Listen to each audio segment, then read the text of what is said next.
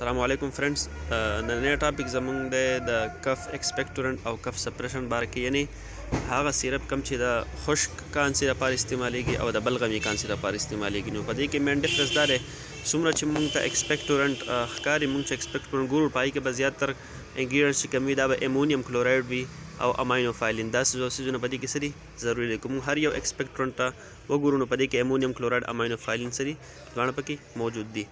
اماینوفایلین کار دا چې دا ایروے ابسټرکشن کې کار کوي. کله چې دا ایرویز چې کوم دي زمونږ د لنګس چې کوم دي د پیپلو دا ایرویز چې کوم دي دا دننه چې سموث مسلز دي، دا مطلب دې کې رکاوټ راشي د بلغم د وجې نه، د انفیکشن د وجې نه کوم بلغم شوی هغې کې رکاوټ راشي. نو اماینوفایلین کاردار دی چې دا دغه ایروے ابسټرکشن څه کوي، ختموي او دغه سموث مسل ریلیکس کوي. نو دا کم مونږ سره چې دا میوکس وي، دا بلغم وي، دا په اسانه طریقه سره بار ته راوځي. اماینوفایلین چې کوم دی دا ایتایلین ډایمین سالټ دی، کم چې په زموږ په باډي کې دننه تیوفایلین ته کنورټ کیږي. تیوفایلین چې کوم دی په چي کې وافر مقدار کې موجود دي.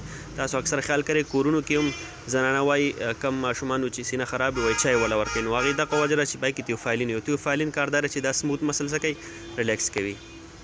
خشک کانسي لپاره چې کوم زیاتر سیرپ استعمالیږي هغې ته ډي ام هم ویلی شي. ډي ام دې ته ځکه ویلی شي چې په دې کې یو قسم اکټیو انګریډینټ دی، هغې ته ویلی شي ډیکسټرومیترفین. که مونږ وګورو نو په هر یو خشک کانسي شربت چې کوم دی پای کې به خامخا ډیکسټرومیترفین صحیح موجود وي.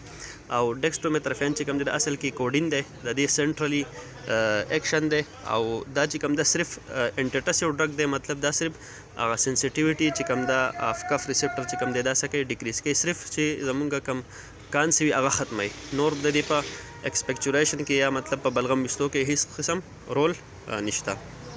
پریګننټ فیمیل ومن چې کوم دي هغه چې څومره هم ایکسپیکټورنټ دي دا ښه په مطلب بغیر د یاره نه استعمالول شي، ځکه په دې کې زیاتر اکټیو انګریډینټس چې کوم دي هغه کټګري بي والي. او څومره چې خشک کانسي والا سیرپ دي نو فیمیل پریګننټ ومن چې کوم دي هغوی لا دا لږ په احتیاط سره استعمال پکار دي او ریسک ورسز بینیفټ ته په دې کې کتل غواړي، ځکه په دې کې زیاتر انګریډینټس چې کوم دي هغه کټګري سي کې راځي. مهرباني.